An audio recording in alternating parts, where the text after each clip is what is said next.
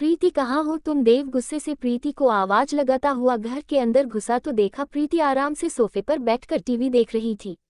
देव को इतना जल्दी घर वापस आया देख प्रीति हैरानी से बोली, अरे तुम तो बोल कर गए थे ना अपने दोस्त के घर जा रहा हूँ दिवाली की शुभकामनाएं देने, 3-4 घंटे से पहले नहीं आऊंगा, पर तुम तो अभी आधे घंटे में ही आ गए।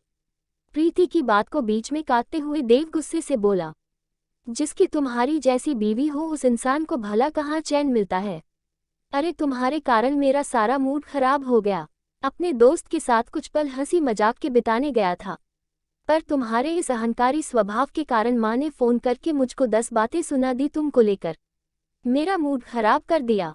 प्रीति एकदम से सोफे से उठी और बोली, क्या बकवास कर रहे हो देव? तुम हर बात के लिए मुझे जिम्मेदार क्यों बताते हो? आखिर क्या किया मैंने ऐसा? मैंने तो किसी से कुछ भी नहीं बोला। तुम और तुम्हारी माँ हर बात के लिए बीच में मुझे मत लाया करो।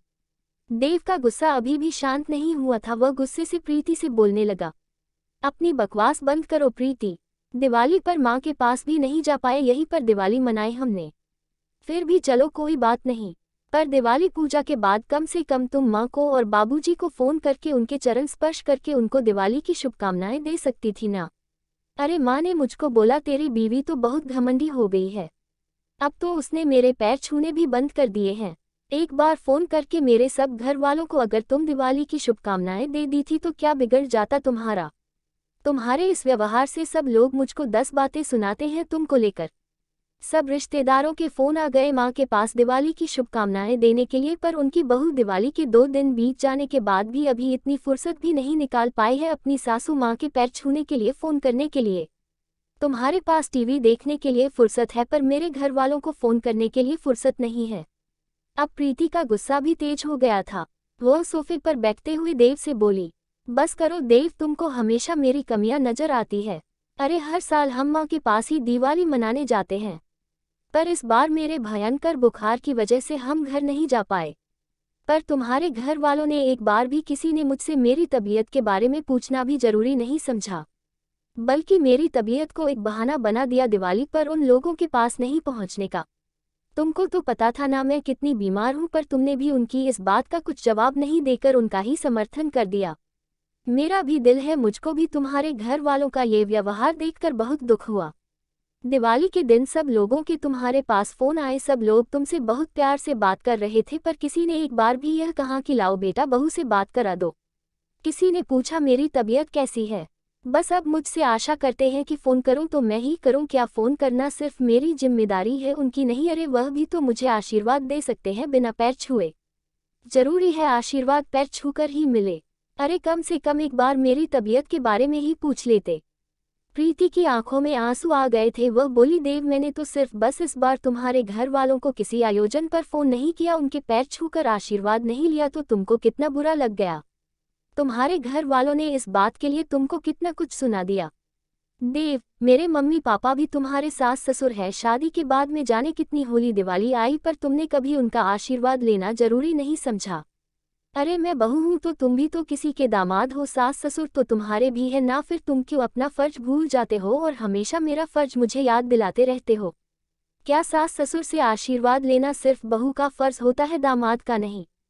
तुम कभी भी मेरे मम्मी पापा के पैर छूकर आशीर्वाद नहीं लेते हो, फिर भी वह तुम्हारे ऊपर अपने आशीर्वादों की बरसात कर देते हैं। कभी कोई शिकायत नहीं करते कि दामाद बाबू ने हमको फ़ोन नहीं किया कुछ शुभकामनाएं देने के लिए। बस मुस्कुरा कर कह देते हैं कि हमारी तरफ से भी दामाद बाबू को खूब आशीर्वाद देना। तुम्हारे सास ससुर तो कभी इस बात का इतना बड़ा बतंगड़ नहीं बनाते। ना तुमको अहंकारी बताते हैं ना घमंडी, बस तुमको दिल से अपना बेटा मान लिया है। अरे खुद आगे से चला कर बोल देते हैं कि दामाद बाबू से हमारी भी बात करा दो, तुम्हारे घर वालों के जैसे नहीं कि सिर्फ अपने बेटे से बात करके फ़ोन रख दिया। प्रीति खुद को थोड़ा शांत करते हुए बोली, देव मेरा मन बुझ गया था इस बार तुम्हारे घर वालों के मेरे प्रति इस रूखे व्यवहार से, तो मेरा मन नहीं किया उनको फ़ोन करने का, पर मैं ये भूल गई थी कि मैं एक बहू ही रहूंगी हमेशा, जिसको ही हमेशा हर काम के लिए झुकना पड़ेगा। उसकी घर में चाहे कोई परवाह करे ना करे, इज्जत करे ना करे, पर उसको तो हमेशा सबकी इज्जत और परवाह करनी पड़ेगी। उसके आत्मसम्मान को घमंड का नाम दे दिया जाएगा, बार बार उसके पति के सामने उसको कोसा जाएगा, फिर पति चिढ़कर उस पर ही चिल्लाएगा, चाहे उसकी कोई गलती हो या ना हो। प्रीति देव से बोली, तुम चिंता मत करो देव, मैं अभी तुम्हारे घर वालों से बात कर लेती हूँ। बहू होने का फर्ज निभा देती हूँ। सारे फर्ज तो सिर्फ बहू के हिस्से में ही आते हैं ना। ऐसा बोलकर प्रीति फोन लगाने लगी, तभी देव ने प्रीति के हाथ से फोन ले लिया। देव प्रीति से बोला, माफ कर दो प्रीति यार, मुझे कभी इस तरह से मैंने सोचकर ही नहीं देखा है यार कि सच में सा ससुर तो मेरे भी है ना, मेरा भी तो कुछ फर्ज होगा उनके लिए। आज खुद को बहुत छोटा महसूस कर रहा हूँ। फर्ज दोनों तरफ से निभाए जाते हैं। मेरे घर वालों से सिर्फ इस बार तुमने आशीर्वाद नहीं लिया तो वह इतना नाराज हो गए। अरे मैं तो तुम्हारे मम्मी पापा से यानी अपने सास ससुर से कभी कोई सालों में एक आध बार बात करता हूँ, फिर भी वह कभी इतना नाराज नहीं होते, बल्कि हमेशा खुशी से बिना मांगे ही आशीर्वाद की बरसात कर देते हैं।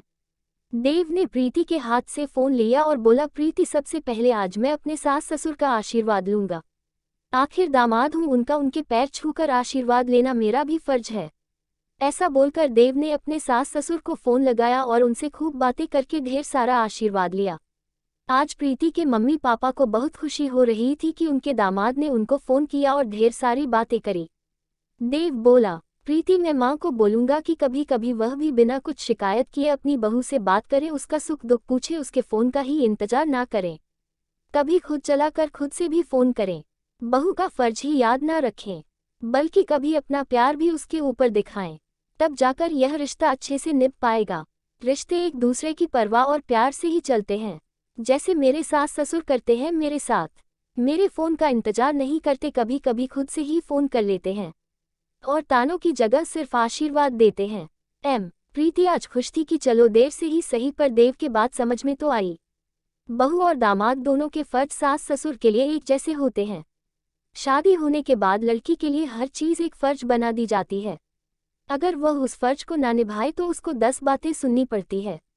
पर सब ये भूल जाते हैं कि लड़का भी तो शादी के बाद एक ससुराल का हिस्सा होता है। उसके हिस्से के फर्ज नहीं निभाने के कारण कभी कोई उसको कुछ क्यों नहीं कहते।